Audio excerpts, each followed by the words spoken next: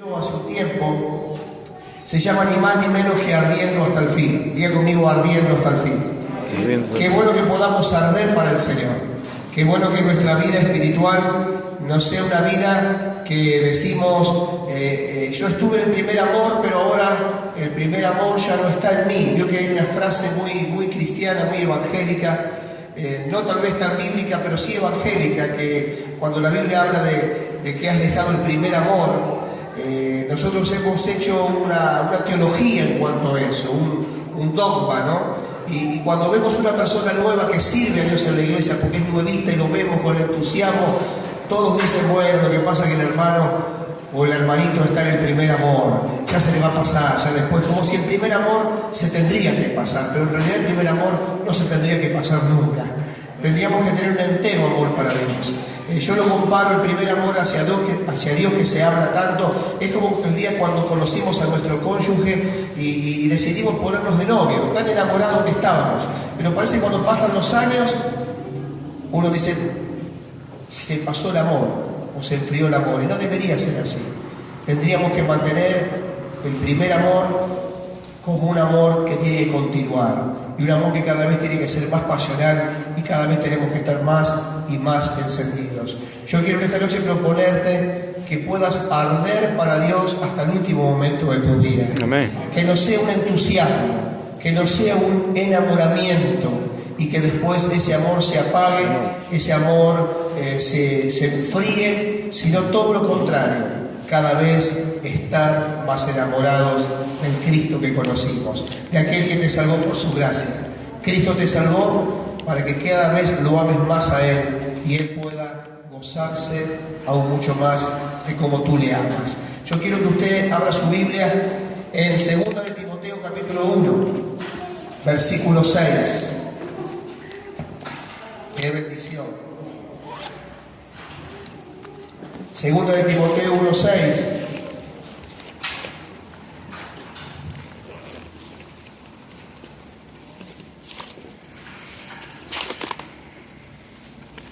¿Puedo robar tus lentes? No. ¿Alguno de 40 que me presta un lente? ¿Habrá? Acá. Ahí. Gloria a Dios. Vale, ¿no? ¿Saben que hoy a la mañana tenía otro saco? A ver, vamos a ver cómo me queda. Voy a aparecer. ¿Cómo es tu nombre, Daniel? Gustavo. Gustavo. Me voy a aparecer a Gustavo, ¿no? Oh, perfecto, hermano. Tenemos la misma graduación. Yo me asusté cuando cumplí 41 años. De un momento a otro empecé a dejar de ver. Y yo dije, ¿qué me pasó? Me asusté. Digo, la presión alta debe ser. Y fui al oculista y me dice, no, es normal. Después de los 40 te cambia la vista. Entonces me quedé más tranquilo, que no era algo que me pasaba a mí, sino que le pasaba a todos. Así que voy a aprovechar los lentes de Gustavo para leer 2 de Timoteo capítulo 1, versículo 6. Dice, por lo cual te aconsejo, qué lindo que es escuchar consejos, y más cuando viene de un pastor o de un apóstol como era el apóstol Pablo. Por lo cual te aconsejo que avives el fuego del don de Dios que está en ti por la imposición de mis manos. Si algo quería el apóstol Pablo, que este pastor joven Timoteo haga algo, avive el fuego de Dios en su vida. Vio cuando el fuego se está por apagar, los que somos argentinos hacemos algún asado alguna vez, y cuando parece que las brasas se quieren apagar, uno ¿qué hace? La agita viento para avivar el fuego. Decirle que está al lado, vamos a avivar el fuego en esta noche. Vamos a avivar el fuego. Yo no sé cuánto fuego de Dios tiene tu vida, pero algo nos aconseja el apóstol, que avivemos ese fuego, que ese fuego no se apague. Hermanos, en estos más de 30 años que conozco al Señor, en estos más de 30 años, vi mucha gente que empezó el camino de Dios con entusiasmo. Y uno los veía y uno decía, qué tremendo este hermano. Este va a ser un pastor de acá a 3 años, este va a ser un pastor. Así pensamos los pastores, cuando vemos un obrero entusiasmado o alguien que se convierte y empieza a servir, uno dice, este es tremendo, este va, de acá a unos años va a estar predicando seguro por el entusiasmo que tiene. Pero nos dimos cuenta después con la experiencia que mucha gente fue como una cañita voladora. Vio que la cañita voladora en Navidad sale con una fuerza que usted parece que va a llegar al cielo, pero sin embargo hace 20 metros y la caída se apaga. Acá lo importante no es cómo empezamos, sino cómo vamos a terminar. Acá lo importante no es cómo usted comience la carrera, sino cómo la vaya a terminar. La carrera que corremos, iglesia, no es una carrera de velocidad. No es quien llega primero, sino quien persevera hasta el fin. Dice su palabra que el que persevera hasta el fin, ese será salvo. Yo vi mucha gente correr bien de entrada. Yo vi mucha gente que parecía que iba a ser poderosa, pero sin embargo con el tiempo su fuego se apagó. Hermanos, tenemos que mantener y encender cada vez más el fuego. ¿Cuántos están entendiendo en esta noche lo que Dios nos quiere decir? Amén. Nuestra carrera no es una carrera de velocidad, no es quien llega primero a la meta, sino quien persevera hasta el fin. Es una carrera de resistencia. Por eso que dice su palabra, que el que persevere hasta el fin, ese será salvo. Y el fuego es algo que tenemos que mantener y encender cada vez más. En un campamento de jóvenes, hace 30 años atrás, estaba en un campamento de jóvenes en la isla y vino un joven encendido y nos predicó un mensaje acerca del Espíritu Santo y el fuego. Y él nos confrontó, y él nos preguntó, y él nos dijo: ¿qué fuego hay en tu corazón? Y todos estábamos así escuchando esa palabra. Y él dijo: porque en tu corazón puede haber dos tipos de fuego. O está el fuego de Dios, o está el fuego del infierno. ¡Bah! Dijimos nosotros. Quedamos todos así medio como... Nos quería despertar Dios. Porque en verdad, hermanos, en los tiempos que nos toca vivir, jóvenes, matrimonios, en los tiempos que nos tocan vivir, si tú hoy no estás en el fuego y no estás encendido, tú ya estás apagado hace rato. Estamos en un tiempo profético, estamos en un tiempo donde ya nadie se mantiene en la fe. ¿Y cómo andás, hermano? Y aquí ando tirando para no aflojar. No, si el que anda tirando para no aflojar ya está del otro lado. Ya el diablo lo tiene bien sujeto y bien atado. ¿Por qué? Porque la única forma de perseverar en un tiempo como que nos toca vivir es estar encendido con el fuego de Dios. Y tu vida en esta noche se tiene que encender. ¿Sabe que una iglesia se estaba incendiando? Una iglesia se estaba quemando. Prendida a fuego. Y el pastor en la vereda, mirando cómo se quemaba la iglesia, lloraba el pastor. Y vino un vecino y se puso al lado, mirando el vecino, ese vecino inconverso que nunca quería venir a la iglesia, ahora estaba ahí al lado del pastor mirando cómo se quemaba la iglesia. Y estaba, y el pastor no aguantó más. Y le dijo: ¿qué está mirando tanto? ¿Cómo se me quema la iglesia? Y otro le dijo: ¿sabe una cosa, pastor? Es la primera vez que en su iglesia veo fuego. No sé si me entiende, hermano, usted lo que le quiero decir. Sabe que la gente no es estúpida, hermano. Y la gente no es tonta. La gente sabe si hay fuego en tu vida o no. La gente sabe si tú eres un creyente encendido o eres pura religión. Antes iba la religión católica, bueno, ahora es lo mismo con otro nombre. Hay muchos religiosos, hay mucha gente que tiene apariencia de piedad, pero hermanos, en esta noche yo vine a desafiarte a que tengas un encuentro con Dios. Amén. ¿Sabe que la iglesia que recién reinauguramos y ungimos con sus 22 años, que le cambiaron el nombre, se llama Encuentro con Dios? Ayer, anoche, Encuentro con Dios. Qué lindo es poder tener la de ahora, encuentro con Dios. Y me gustó, digo: Señor, todos tendríamos que tener cada día un encuentro con Dios. No podemos vivir de una fe del pasado, sino tenemos que vivir con un fuego en el presente. Tu vida en esta noche se tiene que encender. Yo te vine a decir de parte del Señor que Él quiere encender tu corazón. Y Él quiere encender tu vida. Tu mundo interior se tiene que encender para que la gente pueda darse cuenta que verdaderamente Dios está con tu vida. ¿Cuánto dicen amén? Amén. Juan Wesley, un gran predicador, él decía: si el predicador tiene fuego, la gente vendrá a ver las llamas. Si en tu vida hay fuego de Dios, la gente va a requerirte. La gente va a desear estar contigo. La gente te va a invitar a comer. La gente va a querer que tú vayas a su casa. ¿Por qué? Porque va a haber algo. ¿Qué va a haber, pastor? Va a haber el fuego de Dios. Por eso que en este tiempo abortamos todo indicio de religión en nuestra vida. Abortamos todo indicio de que tenemos apariencia de ser religiosos, pero con nuestros hechos los negamos. Sino que declaramos que esta será una iglesia llena de la gloria de Dios. Amén. Que esta iglesia tendrá la gloria de Dios como sello, que no será el galpón grande y precioso que Dios le dio, no será el ladrillo que a cualquiera puede impresionar, porque este lugar tú entras y te impresiona. Gloria a Dios, dice la gente, wow, mirá.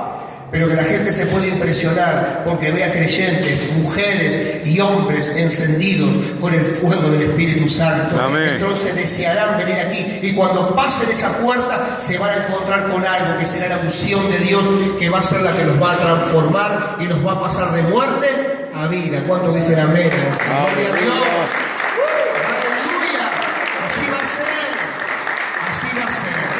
Yo quiero en esta noche, hermanos, hablar de hombres que tuvieron fuego y que un día se apagaron.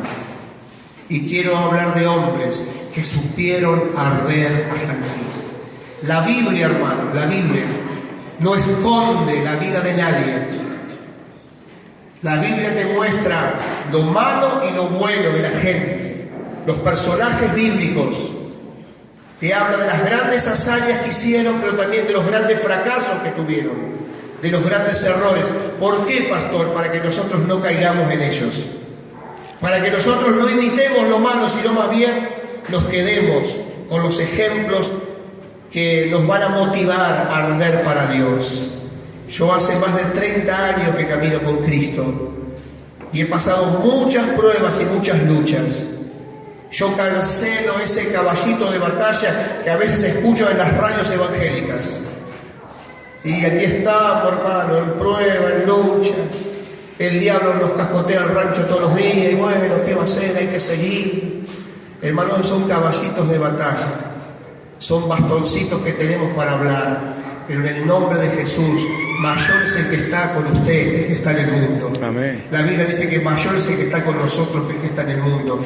Dice la palabra de Dios, en el mundo tendréis aflicción, pero confiad porque yo he vencido el mundo. Tú naciste para vencer, tú naciste para tener fuego hasta el último día de tu vida. No habrá diablo, no habrá mundo, no habrá sistema que nos podrá apartar del amor de Dios, porque ninguna cosa creada te puede separar del amor de Dios que es en Cristo Jesús. Amén. Así que en esta noche nos vamos a determinar a arder para Dios. Por eso que vamos a ver hombres que tuvieron fuego y luego se apagaron. Primer hombre, si le gusta notar, el primer hombre es Demas.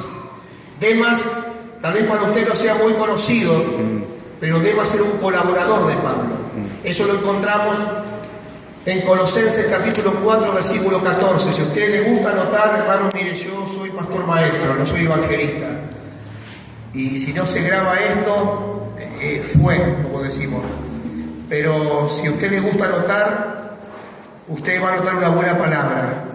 Colosenses capítulo 4, versículo 14. Demas no era uno del montón, hermano. Demas no era uno que se sentaba al final de la iglesia. Demas no era un desconocido. Demas era un colaborador del apóstol Pablo. Por eso que aparece él y aparece Lucas en Colosenses capítulo 4, el versículo 14. Os saluda Lucas, el médico amado, y Demas. Ahí aparece Demas. Demas sería uno que le llevaría la valija al apóstol Pablo, para que tengamos una idea. Era un colaborador. Habrá escuchado muchos sermones de un apóstol. Qué tremendo escuchar al apóstol Pablo. Pablo te predicaba toda la noche, pero la gente no se iba, porque era un hombre de revelación.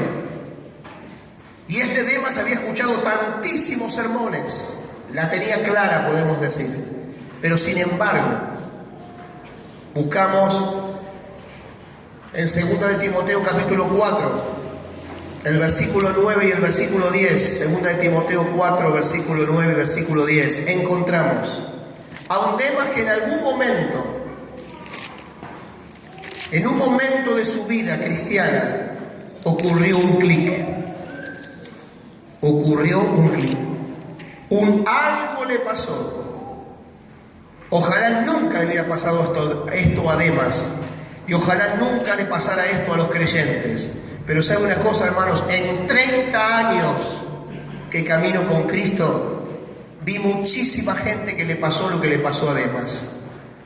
Demas en un momento, dice la palabra de Dios que lo vamos a leer, empezó a amar más este mundo que las cosas del Señor. Ocurrió un clic, amaba a Cristo, seguía a Pablo, andaba con Lucas y con Pablo en los viajes, pero sin embargo en un momento hubo algo de este mundo que lo atrajo mucho más que Cristo.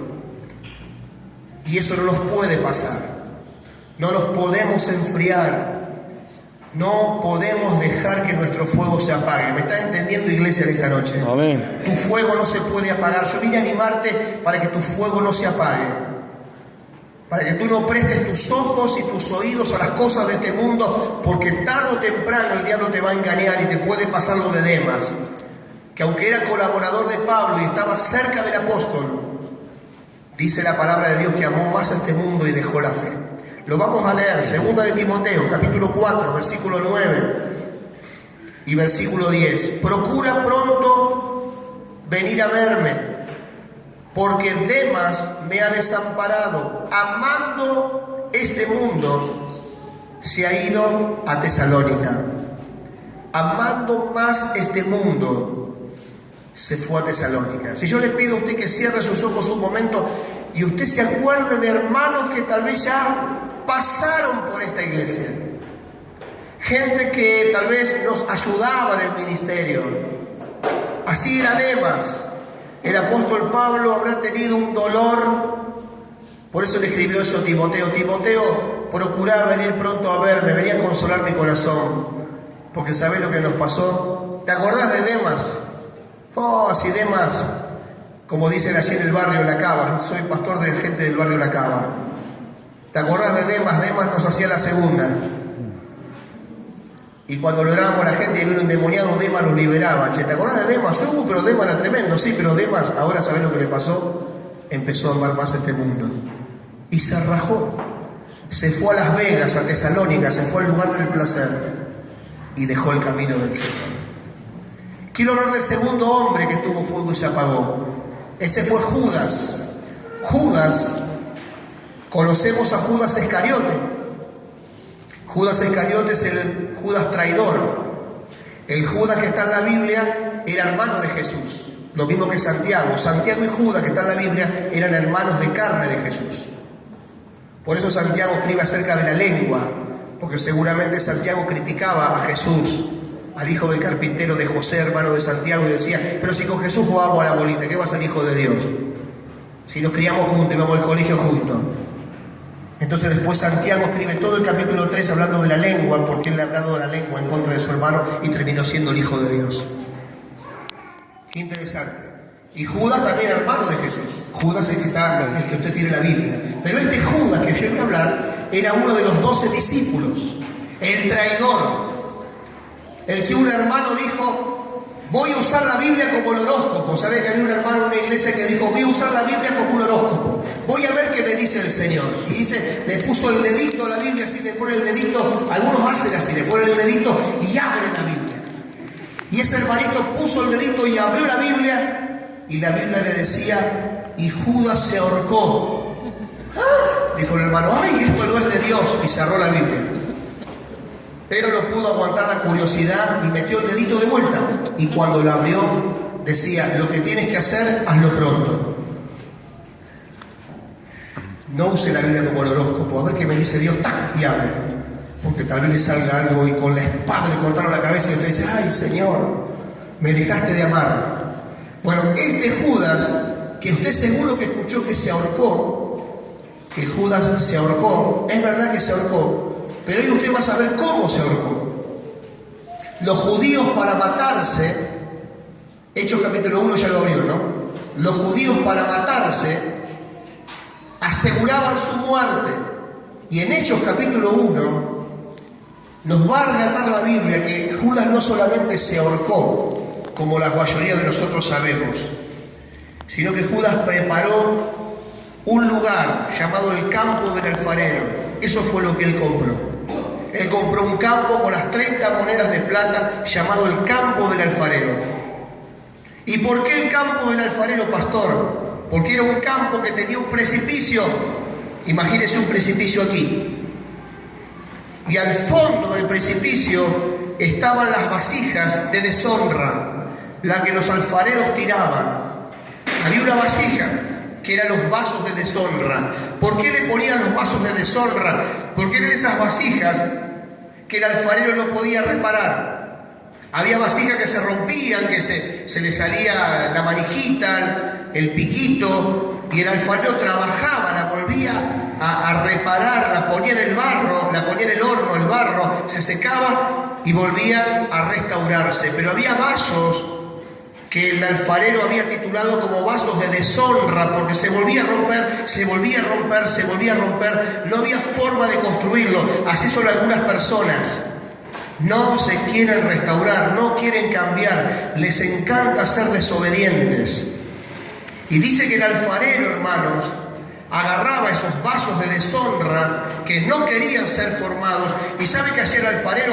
Los tiraba en ese precipicio y se estrellaban abajo y se rompían. Los vasos de deshonra se rompían allí abajo. Y dice que esos vasos de deshonra que estaban rotos, esas vasijas partidas y rotas, iban los leprosos y agarraban esas vasijas rotas y se rascaban su lepra. Mire qué lugar horrible. Ese fue el lugar que eligió Judas para suicidarse.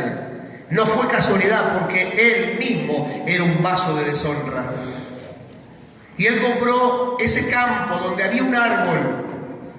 Los árboles a veces daban a los peñascos sus ramas.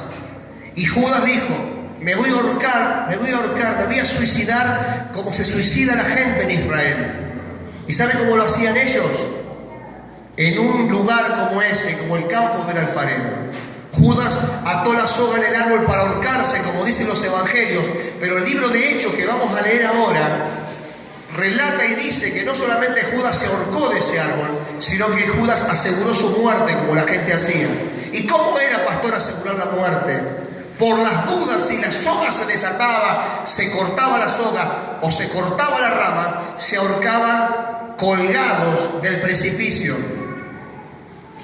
Y eran fuertes en su decisión, porque debajo colocaban lanzas paradas, puntas de lanza, todas lanzas, cosas que si se cortaba la rama, se desataba la soga, pasaba algo, al caerse no se caiga de 2 metros de un árbol, sino que se caiga a un vacío y encima arriba de las lanzas. Dice la palabra de Dios que vamos a leer, que Judas no solamente se ahorcó, sino que Judas se cayó de cabeza, su cabeza se partió por la mitad y sus entrañas, sus intestinos se derramaron. Vamos a leerlo ahora, porque yo sé que tal vez esto nunca lo leyó usted, o sí tal vez, pero es interesante y es espeluznante también, ¿no? Hechos capítulo 1, versículo 16 al 18, dice: varones hermanos, era necesario que se cumpliese la escritura en que el Espíritu Santo habló antes por boca de David acerca de Judas, que fue guía de los que prendieron a Jesús, y era contado con nosotros y tenía parte en este ministerio, pues por el salario de su iniquidad adquirió un campo, y cayendo de cabeza se reventó por la mitad, y todas sus entrañas se derramaron. Yo le pido que me tenga paciencia en estos 10-15 minutos de esta primera parte del sermón.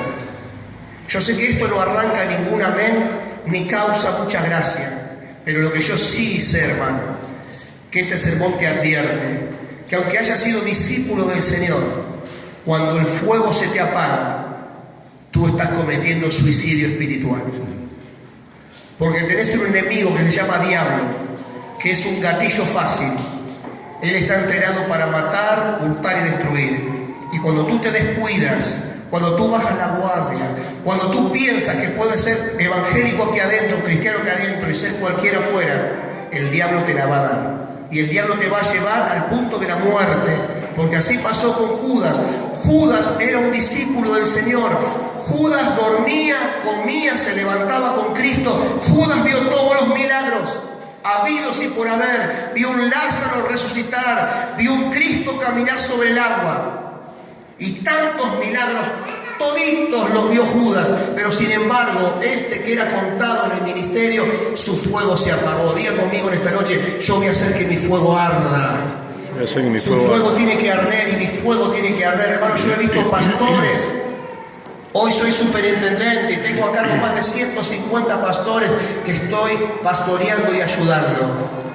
Y no le digo todos los días, pero 1 o 2 veces o 3 veces por semana atiendo en mi casa cataclismos espirituales en la vida de líderes, pastoras y pastores, gente que se descuidaron, gente que permitieron que su fuego se apague y que hoy estamos llorando desgracias.